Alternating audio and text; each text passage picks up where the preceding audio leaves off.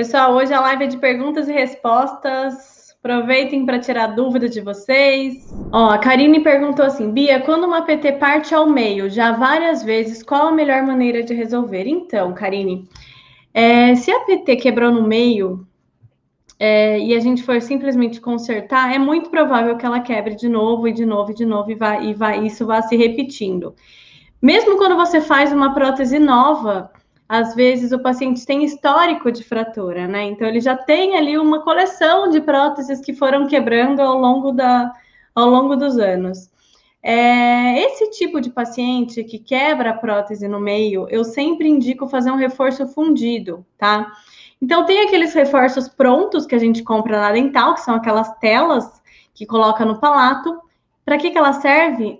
Para nada. Ela não serve para praticamente nada, a não ser para não separar ela em dois, mas ela vai quebrar da mesma maneira, tá? Por quê? Porque a força não está no palato. A força que o paciente faz na mastigação, no momento que ele fratura, não é no palato. O palato, ele é só uma consequência. A força está onde, gente? Nos dentes, tá? Então, por isso que o reforço mais eficiente é quando ele está embaixo dos dentes. Então, esse reforço fundido, eu nunca vi quebrar. Eu, particularmente, nunca vi quebrar uma prótese total ao meio quando ela tem reforço fundido. Então, é um reforço super simples de fazer.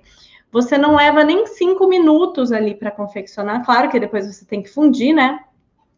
Mas a confecção dele é muito fácil. Exatamente, ele falou só para o psicológico do paciente, Ou às vezes o paciente ele quer ver que tem um reforço ali. Então já aconteceu comigo de eu mandar esse reforço fundido e por ele ficar bem embaixo dos dentes, eu passo opaco e faço a caracterização, ele fica bem interna, nem dá para ver. Se você pegar a prótese, você não enxerga que tem reforço.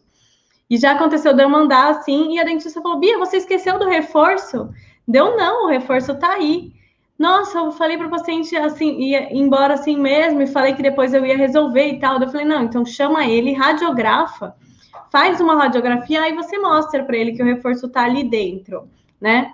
Porque aí ele vai acreditar, porque senão ele vai falar, né, cadê o reforço? Acho que estão me enganando, né? Não tem reforço nenhum aqui dentro, não. E é comum, às vezes o paciente realmente ele tem essa questão aí do psicológico ali de querer ver o reforço, mas ele não serve, tá? Ele funcionalmente ele não funciona, tá? Então o que eu sugiro, né? Se você está tendo esse caso no teu laboratório de uma PT que está quebrando no meio, é você colar ela, né? Fazer um consertinho, mesmo que seja conserto alto, polimerizável mesmo. Pedir para o dentista reembasar, tá? Alivia ela internamente e reembasa. Quando você incluir esse reembasamento, aí você tira toda essa resina, fura os dentes e faz um reforço fundido de pré a pré. Não precisa fazer de molar a molar, tá? A força maior realmente está no anterior. Faz um reforcinho de pré a pré, funde, opacifica, coloca ali dentro e depois você preenche só a resina incolor ali do reembasamento.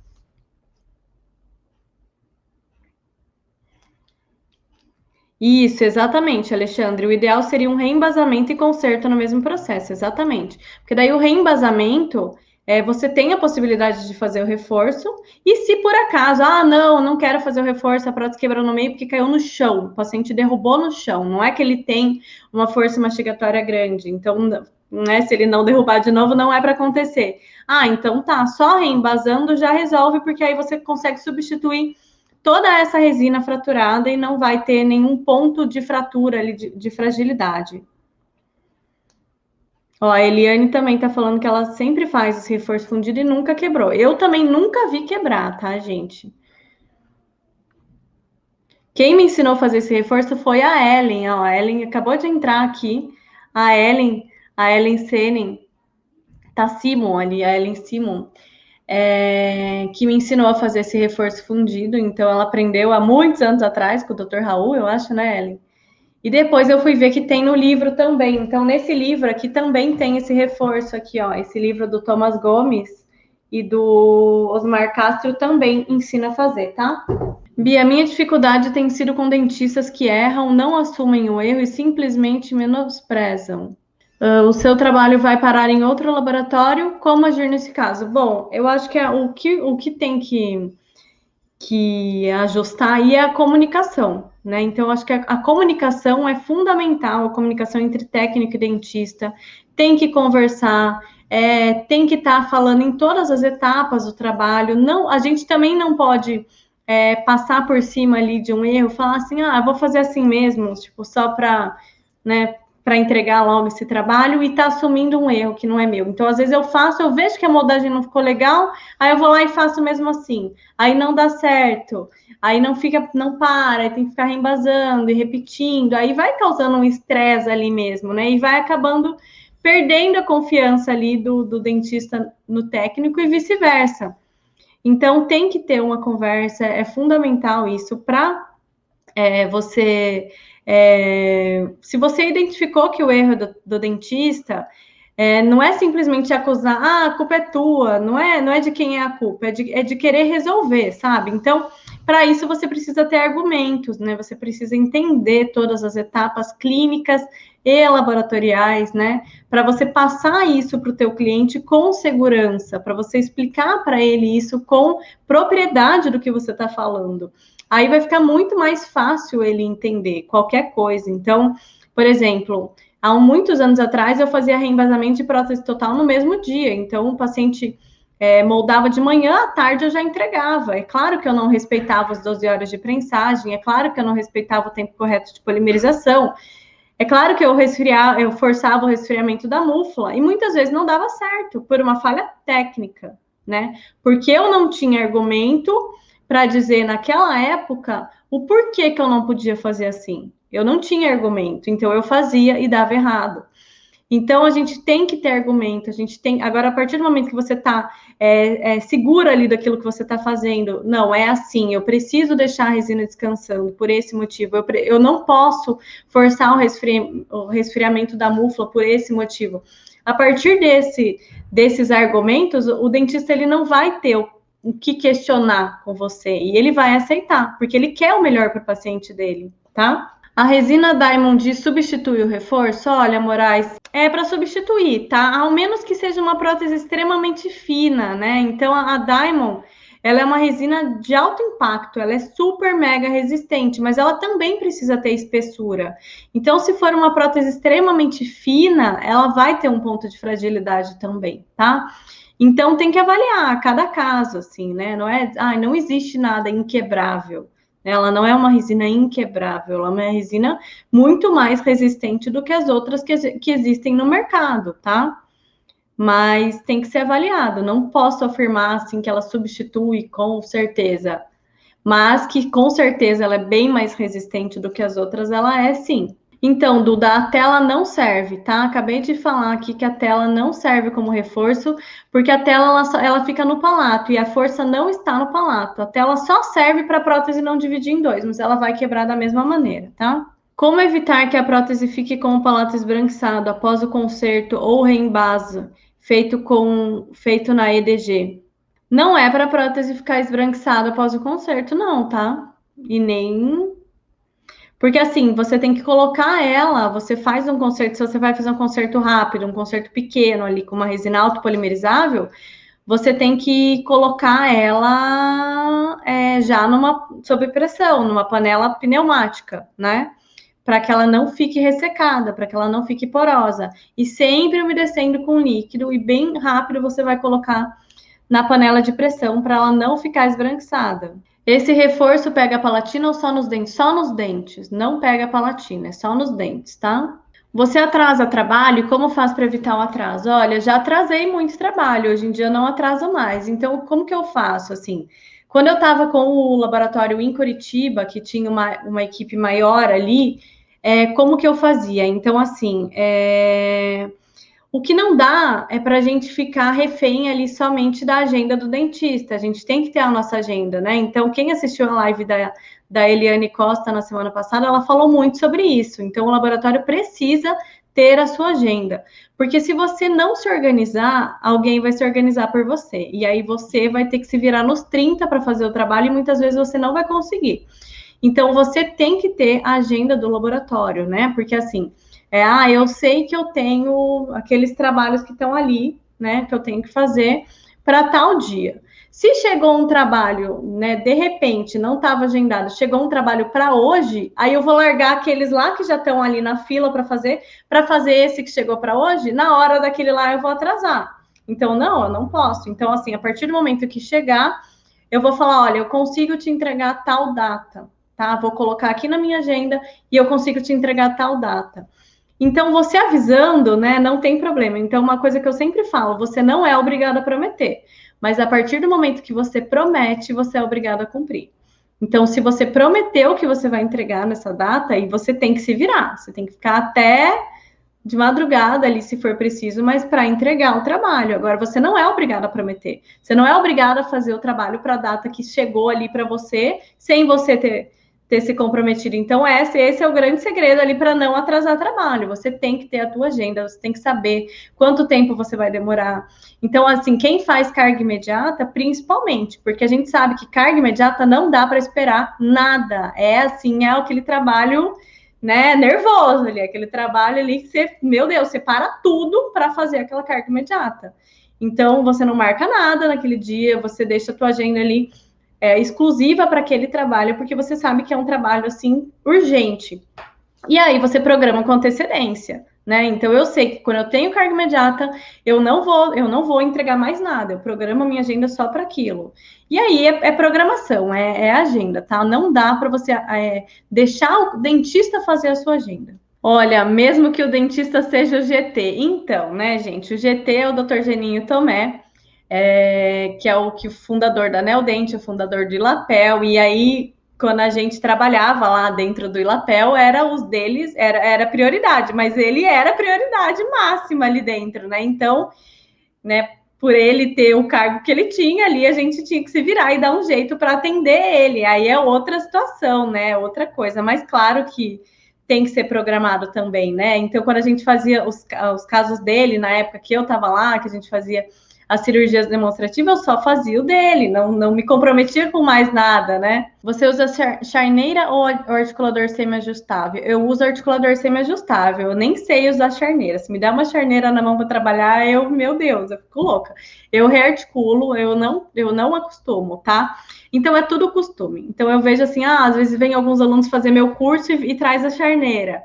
Eu falo, olha, você não vai conseguir fazer todos os movimentos de lateralidade, protrusão, dimensão vertical com esse articulador, né? Ele é limitado, pode dar muita falha, pode dar erro.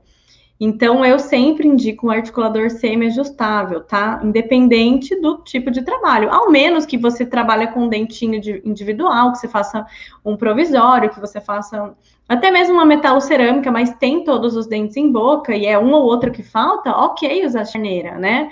Porque você não vai estar fazendo uma reabilitação. Agora, a reabilitação, gente, de jeito nenhum, tá?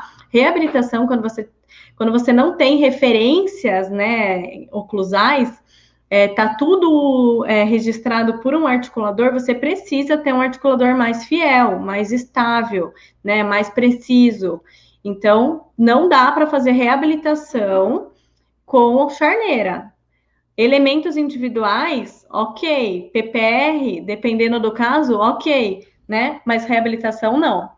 O ruim é que querem pressa e você fala que não dá e te mandam para outro. Bom, paciência, né? A gente também não dá para fazer tudo. Não posso agradar a todos, né? Então, a gente nunca vai agradar a todos, né? Nunca, nunca, nunca. O que eu não posso é o que eu falo, assim, um argumento quando chegava assim um trabalho sem avisar, né? Uma cirurgia, fez a carga imediata, esqueci de avisar o laboratório, mandei, esqueci de avisar, né? Então, se vira para amanhã. Eu falo, bom, eu estou comprometida com essa outra carga imediata que foi agendada.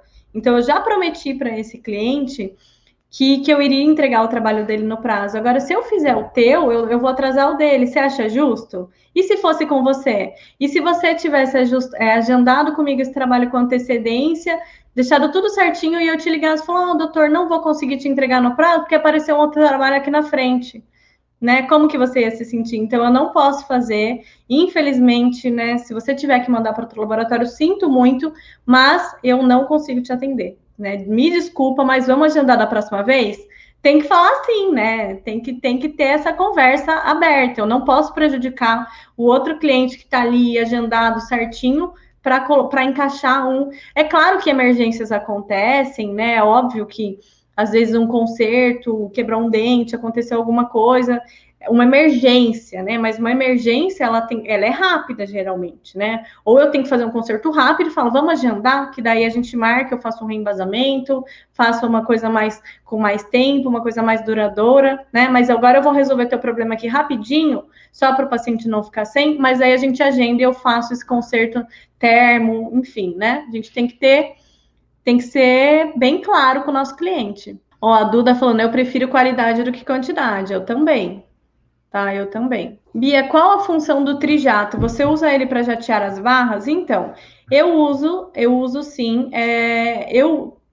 Ele tem o jato de esfera de vidro e o jato de óxido de alumínio. O que eu mais uso é o dióxido de alumínio. Por quê?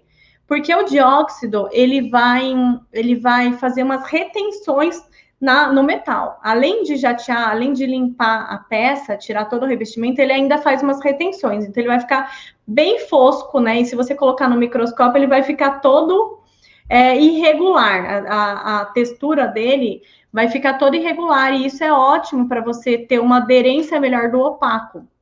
Já a esfera de vidro, ela tem esse nome porque as partículas dela são esféricas, então ela não agride tanto o metal, o que é ótimo para você limpar revestimento, principalmente quando for as barras diretas, né, onde os componentes, eles já fazem parte da barra, e não a cimentação passiva no caso, tá? Então, aí, quando eu tenho uma barra direta, onde os componentes já estão ali fazendo parte do corpo da barra, eu tenho que jatear com esfera de vidro, porque eu não posso desgastar internamente com o óxido. Eu não quero retenção dentro do cilindro. Eu quero essa retenção mecânica somente na barra onde vai receber o opaco. Dentro do cilindro, no stop do parafuso, eu quero que ela fique o mais intacta possível, tá? Então é essa a função, é limpar, fazer a limpeza das barras, quando você tira ela do revestimento, né? Fica o excesso do revestimento, e também fazer essas retenções mecânicas para você aplicar um opaco, para você fazer ali a tua acrilização, tá? O Ramon Vieira está perguntando, qual a grossura ideal para prótese total? Eu normalmente tento deixar com 2 milímetros e bem no meio do palato com 3, e o restante 2 milímetros, e perto do fim do palato tento terminar em 0. Então, depende muito do paciente também, né? Tem pacientes que você consegue deixar um pouquinho mais grosso, mas essas espessuras estão excelentes, assim. Uma coisa que eu levo, assim, como base é a espessura da placa. Então, ela não deve ser mais fina do que uma placa de cera. Claro que no finalzinho eu termino em 0, né? Eu dou uma terminadinha em 0. Nossa, tem até uma cera grudada aqui. Então, ó, deixa eu medir aqui para vocês. Ó. Ela tem, 2 milímetros, tá? Então, não deve ser mais fino do que uma lâmina de cera. 2 milímetros ali, tá ótimo. Bom dia. Você já disse que não fura os dentes da prensagem. Qual produto você usa para dar aderência? Então, José, por muitos anos eu furei, tá? Eu furava os dentes, eu tirava todos os dentes da mufla, asperizava, tirava o brilho do colo, fazia retenção mecânica, aqueles furinhos, né? E mesmo assim, às vezes soltava. Então, o produto que eu uso é esse aqui, é o Palabond, tá? O Palabond, ele é um agente de união, ele é um primer. Você vai preparar o dente para receber aquele acrílico. Então, é como se ele abrisse os poros dos dentes para receber esse acrílico. Então, ele agarra no dente de uma maneira que ele não solta de jeito nenhum, tá? Então, principalmente nos dentes de melhor qualidade, os dentes mais resistentes, o Premium, o Fonaris, o Vivodente, principalmente, né? O Vivodente, ele tem aquela camada extremamente rígida por vestibular. E é difícil a aderência com a resina, né? Vocês já devem ter observado que às vezes fica até uma linha de afastamento na região do colo do Vivodente. Então, o Palabond serve para isso, para ter essa aderência, tá? Então, não precisa fazer retenção mecânica, não precisa furar. Qual a marca e modelo de micro-ondas que você usa no seu laboratório? Eu uso o Electrolux MEF41, tá? MEF41. Por que que eu uso esse modelo? Pode ser qualquer um? Pode. Pode ser qualquer micro-ondas, tá? Ao menos que ele não tem micro-ondas, gente, que não regula a potência. Que só tem potência médio, fraco e forte. Aí não dá. Porque aí você não vai ter o controle de temperatura. Mas se ele regular a potência, dá para você usar qualquer um. Eu uso esse micro-ondas em específico porque ele programa o ciclo, ele salva o ciclo. Então, ele tem uma opção ali, receita 1, receita 2, receita 3, que você consegue programar o ciclo da tua polimerização, sem você ter que ficar programando o micro-ondas todas as vezes, tá? Então, facilita. Além do que, ele tem a potência de 1000 watts. E estando dentro da potência de 1000 watts, é onde a maioria dos estudos foram feitos, né? Então, como o micro-ondas já é uma técnica antiga, não é uma técnica nova, já tem mais de 20 anos, naquela época não existiam esses micro-ondas mais potentes de 1.300, 1.600 watts. Então, o que tinha na época era de 900 a 1000 watts. Então, todos os estudos foram feitos em cima de um micro-ondas de 1000 watts.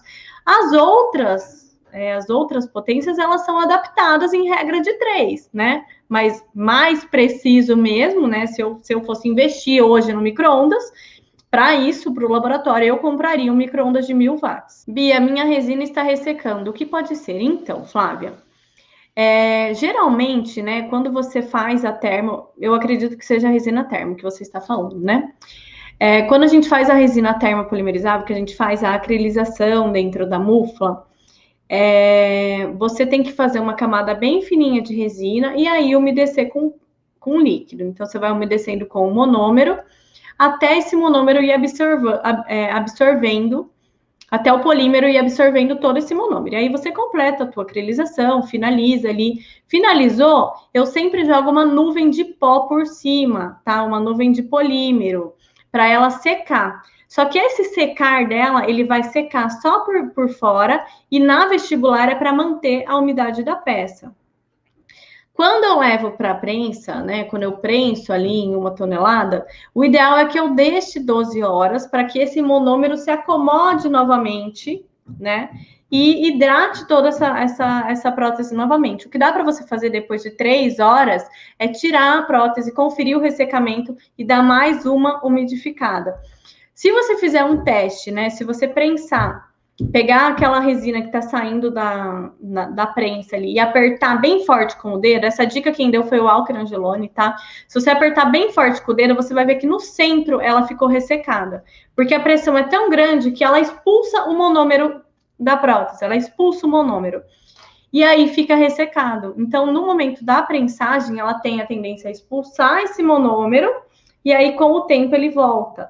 Só que quando tá muito fino, né, no colo do dente, principalmente, que são regiões muito finas, o monômero não consegue chegar. Então, cuida na hora da seroplastia. Veja se a sua seroplastia não tá extremamente fina na vestibular. Tenta deixar um pouquinho mais grossa ali, na região onde você percebe o ressecamento e faz o teste. Veja como que vai ficar. Qual dente você usa para fazer suas próteses? Você indica o Trilux? Olha, Márcia, eu já usei muito Trilux antigamente, tá? Uns 10, 12 anos atrás, eu só usava Trilux. Só que eu tive muito problema, né? Eu tive muito problema com o Trilux, ele de coloração, de mancha, por aquelas 3 camadas que ele tinha, fazia um desgastezinho assim no dente. Às vezes o próprio paciente com desgaste de área acaba infiltrando, né? Acabava infiltrando. Aí nunca mais usei. Só que depois a Trilux, né, veio para VIP, eles mudaram toda a formulação. Então é para estar um dente bem bom. Eu não sei. Eu nunca mais usei Trilux, tá? Então, os que eu uso na minha prótese é premium. A maioria dos trabalhos que eu faço com dente premium, inclusive provisórios. É um dente que eu gosto, é um dente que eu confio, é um dente que tem uma estética natural. Quando eu vou fazer um dente mais, pegar um dente mais intermediário, né, um dente não tão caro, geralmente eu uso Ivostar, tá? Da Ivoclar. A Flávia falou, é no colo mesmo que resseca. Então, experimenta fazer isso. Na próxima seroplastia que você fizer, faz ela um pouco mais grossa nessa região, tá? E aí você veja se vai melhorar essa questão do ressecamento. Bia, quantos parafusos você coloca quando faz o plano de cera para protocolo? Eu coloco o componente em todos os implantes, né? Em todos eles eu coloco o componente, mas parafuso eu parafuso de 2 a 3. Se for 4 implantes, eu parafuso 2. Se for 5, eu parafuso 3. Se for mais de 5, eu parafuso 3, tá? Bia, a medida do VIP Wave, posso medir a Diamond? Não. É diferente, tá, Mari? É bem diferente. A resina Diamond, se vocês forem observar ali no frasco, a proporção pó e líquido, quando você mistura a proporção que tá na embalagem ali, pó e líquido, você vai ver que ela tá ressecada. Parece que não deu, sabe? Você fala, ixi, tá errado isso daí, né? Tá errado, não tá diferente essa resina. Ela é diferente, tá?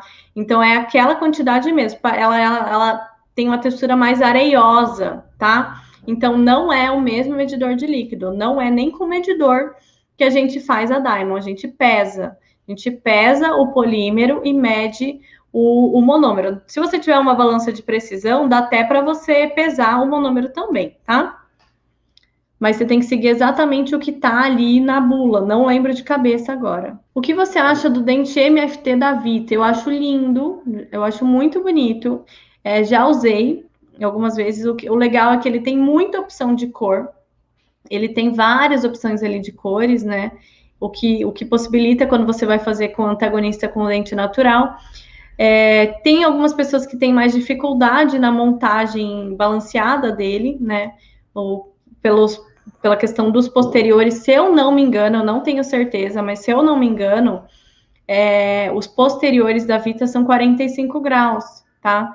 Então ele tem uma angulação de cúspide maior e ele as cúspides dele, ele você pode montar ela de dois jeitos, ou montagem lingualizada ou a normal. Quando você faz a padrão, você tem que fazer alguns desgastes para você conseguir fazer o balanceamento correto, tá? Ó, o Vanderlei falou que usa o MFT da Vita, acha muito legal e fica super natural. Sim, ele é super natural mesmo, é um dente lindo. Bia, a resina Diamond é recomendada para protocolo? Sim, é recomendada para protocolo, sim. Eu uso nos protocolos provisórios, quando eu faço sem barra, quando eu faço protocolo provisório sem barra metálica, eu opto por usar a resina Diamond, por ela ser mais resistente. Com barra dá para você usar também, tá? Dá, nada impede, eu só estou esperando chegar ali o kit aquarela para eu poder caracterizar, porque como eu gosto de caracterizar todas as minhas peças, então eu acabo não utilizando ela para protocolo definitivo, só por essa razão, tá? Mas sim, ela é indicada para protocolo também. Bia, qual gesso você usa para vazar os modelos? Então, não dá para você ter apenas um gesso no teu laboratório e vazar tudo com ele. Você tem que ver para que você quer aquele modelo. Qual o tipo de prótese que você vai executar? Então, por exemplo, chegou um molde no laboratório e é só para eu ver o formato do dente. É só para ele me mandar ali a prótese que o paciente já usa só como referência. Eu não preciso já usar um gesso de precisão. Eu não preciso usar um gesso resistente. Eu não preciso usar um gesso caro. Não, eu vou vazar com gesso pedra. Porque é só um modelo de referência. Eu só quero ver o tamanho do dente. Só isso. Chegou um dente, chegou um molde para vazar, para fazer preparo, né? Para fazer troquel, para fazer faceta. Então eu não posso usar um gesso que vai quebrar e muito menos um gesso que vai distorcer. Então eu preciso ter um dente que tenha um gesso de muita fidelidade e muita resistência. Então eu vou usar o gesso Number One, que é um dos gessos mais resistentes do mercado. É um gesso da Dentona, ou o Static Gold, tá? Que os dois são excelentes. Vou vazar um modelo de prótese total. Vou vazar um modelo de prótese total? Então, peraí, prótese total é muco suportada. Ela só vai aderir ali na mucosa do paciente. Não tem nada que segure. Então eu preciso de um gesso muito fiel. Qual que é o gesso que eu uso? Zero Stone, porque ele é zero expansão. Porque se eu vazar com qualquer outro gesso, eu vou ter um modelo maior do que a boca do paciente e isso vai me dar problema lá na frente. Pode ser que a prótese não pare em boca, tá? Então, por isso eu uso o Zero Stone, que ele sim, ele é um gesso super preciso, porém não é tão resistente. Então, não vai correr o risco de quebrar a prótese na hora da demuflagem, tá? Sobre implante, também uso o gesso Zero Stone, porque ele vai manter a fidelidade ali dos análogos em posição, né? Ele não vai expandir, movimentando os análogos de lugar. E não precisa ter tanta resistência nesse tipo de modelo, porque ele é sobre implante, tá? Então depende. Para articulação, uso zero art, porque ele não vai aumentar a dimensão vertical, ele não vai expandir, tirando a oclusão de lugar, e ele é rápido, presa rápida, né? Eu consigo articular muito rápido, não vou ficar perdendo tempo. Beatriz, os stops dos parafusos saíram todos arrombados. Qual pode ser o motivo? Olha, Lucas, em qual fase? Né? Ele saiu da onde, assim? Da fundição? Saiu do acabamento, da polimerização? Esse é o grande problema da barra convencional, né? Espanou ali o stop do parafuso, abriu o stop do parafuso, ele passa direto o parafuso, já era, você perde o trabalho. Você perde o trabalho todo, tem que fazer tudo de novo. Agora, se fosse cimentação passiva, eu só substituiria os cilindros. Na fundição, o que pode ter sido, Lucas, perda de temperatura. O anel pode ser que o anel esteja frio, não deixou tempo suficiente no forno, ou demorou muito para fazer a fundição e o anel esfriou. E aí, se o anel esfriou, ele vai esfriando nessas partes mais finas, mais delicadas, e aí o metal não injeta, ele não consegue chegar até lá, porque ele vai esfriar antes, porque ele já tá frio, o metal, né? O anel já tá meio frio, aí vem aquele metal quente, quando ele vai entrando, assim, que ele tem que entrar em todas as partes mais delicadas, ele não consegue chegar, tá? Então, provavelmente, é anel frio ou não derreteu o metal suficiente, mas muito mais provável que seja o anel frio. Bia, o que você acha da Trilux Base? Então, eu nunca mais utilizei essa resina. Já utilizei há um tempo atrás, há uns anos atrás ali. Não tenho uma opinião formada sobre essa resina. Ela é ótima ali para você fazer protocolo provisório, porque ela é rápida também, né? Tem uma resina autopolimerizável. Dá para você utilizar sim. Porém, ela não tem tanta resistência. A resistência dela é a mesma da convencional. Então, né? Então, não vejo muita vantagem, assim, em utilizá-la por uma questão de resistência. Se eu for optar por um protocolo provisório, eu vou optar pela Diamond, porque ela é mais rápida e mais resistente, tá? Posso esquentar o anel na hora com maçarico? Pode, Lucas. Pode sim. Você tá com maçarico ali, você pode dar uma aquecida no anel, sim, tá? Mas é bem importante ele não perder o calor interno, né? Deixar o tempo suficiente no forno, tirar só na hora ali que o metal já tiver mais derretido, aí você tira ele de dentro do forno. Consertar uma PT feita com Diamond, usa resina alto, dá para usar sim, tá?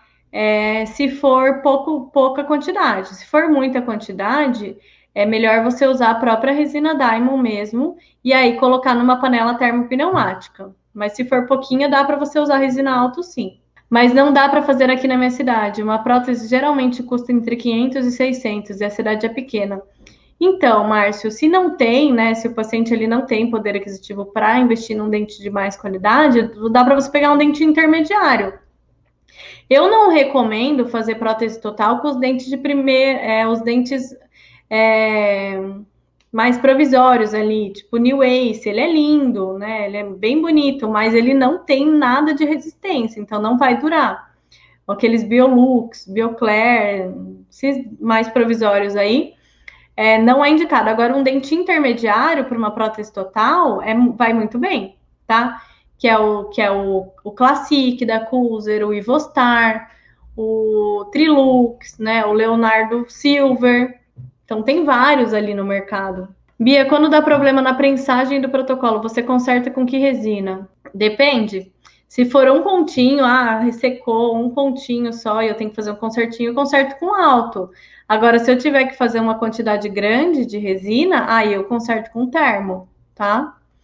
Depende muito do que tipo de conserto que é e aonde é.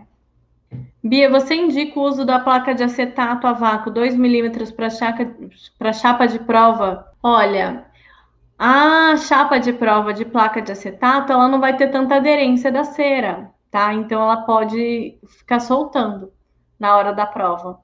Então ela pode ficar caindo a cera inteira, ficar a plaquinha na boca e a cera toda sair, tá? Por isso que eu não utilizo. Qual a potência do meu micro-ondas? O meu micro-ondas é de 1000 watts. É o MEF41 do Electrolux.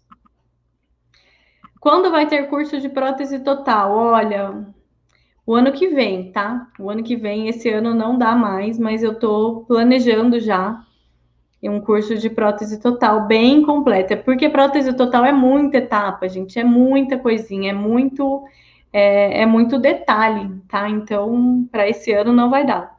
Ó, a Eliane falou que ela usa bastante o Trilux, o Art Plus e não tem problema. Claro que esteticamente ela prefere o Premium, claro, né? Mas se não tem, é uma opção mais em conta, né? Uma opção mais em conta são esses dentes intermediários que você encontra bastante variedade, inclusive de formas no mercado, né?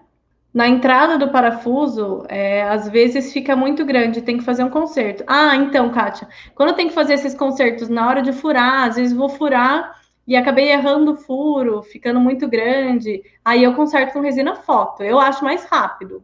Para mim, é mais fácil consertar com resina foto, quando é esses da entradinha do parafuso ali. Que daí eu tenho o forninho aqui do meu lado, tenho a resina da a Pala Creative, né? E aí eu faço só um concertinho ali, é bem rápido. Então, dependendo do concerto, se for bem pequenininho, eu prefiro fazer com resina foto também, tá? Estou com um caso que o dentista já reembasou e ainda não segura na boca. O que eu acho que pode ser? Olha, Duda, eu também tava com um caso assim esses dias, viu? É de chorar. Tem casos, né, que vocês podem observar que o paciente tem muita reabsorção óssea. Então, se você pegar o modelo do paciente e você vê que formou um vinco no rebordo, o rebordo tá dobrado, assim, tá? Um vinquinho, assim, não sei se dá para entender, né? Mas tem um vinco na região anterior, é porque o rebordo tá totalmente flácido, tá? Se o rebordo tá totalmente flácido, o jeito mais correto de moldar é com a moldeira aberta. Então, ele faz a moldagem funcional normal, faz ali o selamento periférico, reimprime todo esse molde, e aí ele corta na região anterior. Você já pode mandar essa moldeira pré-perfurada ali para ele, aí deixa para fora ali essa região que está comprimida e injeta o silicone leve. Essa técnica eu aprendi na especialização com o professor Alexandre Oliveira, tá? É uma técnica de moldagem bem legal. O Alessandro Gameiro também usa essa técnica. Tem um vídeo dele no Instagram dele também, mostrando como faz, tá? Mas é bem complicado. Tem que ver se é realmente o caso, que está comprimindo alguma região. Porque se eu moldar comprimindo, se você recebeu o reembasamento e você enxergou o acrílico da prótese, é porque essa região está comprimindo. Não é que faltou material, não é que faltou. Ele expulsou todo o material, então chegou a encostar no acrílico. Se encostou no acrílico, é porque não tem espaço e está comprimindo. E se ele moldar com essa compressão, quando vai em boca, essa mucosa que está aí comprimida, ela quer sair, ela quer expulsar a prótese dali, daí não vai parar, tá? Daí não adianta. Bia, o que você acha do POP? O dente POP ou POP, o procedimento operacional padrão? Se for o dente pop, é muito, muito, muito frágil, tá? É muito frágil. Não, eu não indico ir em boca, não. A não ser que seja um caso que vai ficar ali 2, 3 meses em boca no máximo, tá? Mas mesmo assim, ele não tem resistência nem estética. Agora, se for o POP, o procedimento operacional padrão, que é o que a gente faz nas empresas, eu acho fantástico. A Camila tá falando, aconteceu em duas protocolos, elas quebraram na região posterior, a barra ia até o último dente, o que pode ter acontecido? Se ela quebrou bem no implante, do último implante para trás, é geralmente aí que quebra mesmo, tá? Então, o que aconteceu, né, para ter quebrado? Ou o cantilever estava muito longo, né, então no máximo 20 milímetros ali tem que ser, ou estava muito fino em volta desse último implante. Então, sempre em cantilever na barra, eu reforço esse último implante. Eu deixo ele mais grosso do que os demais, para não acontecer de quebrar. Quando reembaso com lisandra, como faço evitar que o palato fique fosco? Você tem que cuidar muito para não contaminar o teu modelo de gesso com a pasta zinquenólica, tá? Então, antes de retirar a moldeira do gesso, você vai hidratar esse gesso em água fria por 10 minutos para que a água preencha todo o espaço que está no gesso, né? Porque aquela água que a gente manipula, ela evapora e fica ali micro espacinhos. E esses micro espacinhos contaminam, ela suga ali a pasta zinquenólica. Para não acontecer isso, você hidrata ela com água fria, primeiro 10 minutos, depois coloca no máximo 5 minutos em água quente. Só o tempo suficiente para ela dar uma leve amolecida na pasta zinquenólica e você conseguir tirar, tá? Sem que o gesso quebre. Se ela derreter demais, ela vai encebar todo o modelo e é bem provável que vá contaminar. A Lida falou isso, logo após a retirada do aparelho, faço 2 delas aqui, nunca deu problema, uso as placas de 1 milímetro. Então, Lira, eu não tenho nenhuma experiência com orto. Eu nunca fiz, eu nunca trabalhei com orto, não sei te dizer, tá? Me desculpa, mas vou ficar te devendo essa. Os dentes da VIP, só no provisório? Sim. Só provisório. E não por muito tempo. Ah, é verdade. Ó, o Vanderlei deu uma dica aqui para tirar a pasta zinquenólica, 1 minutinho no micro-ondas. Então, depois que você hidrata ali com água, né, o modelo com água fria, você coloca 1 minuto no micro-ondas que ela já dá aquela amolecida e você consegue tirar sem contaminar. Legal, Vanderlei, obrigada. Bia, qual material você indica para moldagem de reembasamento? Então, depende muito, eu indico aquilo que o dentista domina, tá? Mas tem ali o Impregum, que é bem legal, da 3M, copia muito bem. Tem o Chantopren, também, acho que é da Cooser, se eu não me engano. Tem vários silicones ali que são ótimos para fazer reembasamento, tá? Qual material e número de cada bucha você usa para polimento? Então, eu uso para polimento, eu uso o Polibril, que é um pó que substitui a pedra Pómez e o Branco Espanha. Eu uso a escova 10, é a que eu mais uso, que eu passo bem nas ameias, bem nas papilas, a escova 10. Se for prótese total, eu uso também a escova 25 ou 27, que ela é maior, aquela escova de pelo preto. Uso também uma escova de algodão molhada, né? Uma escova de algodão molhada, bem molhada, também com polibril para dar um brilho ali. E depois eu uso uma escova seca de flanela. Eu uso 2 escovas secas de flanela. Uma eu impregno ela com a pasta, com uma pedra Uau Rouge, que é do Rui das Lixas, que dá um brilho uau, né? Tem até vários as assim no uau, de tão uau que dá. E depois eu passo ela sem nada, sem nenhum produto, só ali para tirar o excesso de pasta impregnada na prótese. Fica lindo, tá? Fica muito, muito legal o polimento. Gente, então é isso. Chega por hoje. Muito, muito, muito obrigada pela participação de todos vocês, tá? Vai ter live semana que vem de novo, de perguntas e respostas. Adoro fazer essas lives, porque tem muito assunto, né? Bastante coisa legal. Adoro a interação de vocês também. Muito obrigada pela participação, tá? Um ótimo dia para vocês, um ótimo resto de semana e até mais. Beijo grande. Tchau, tchau.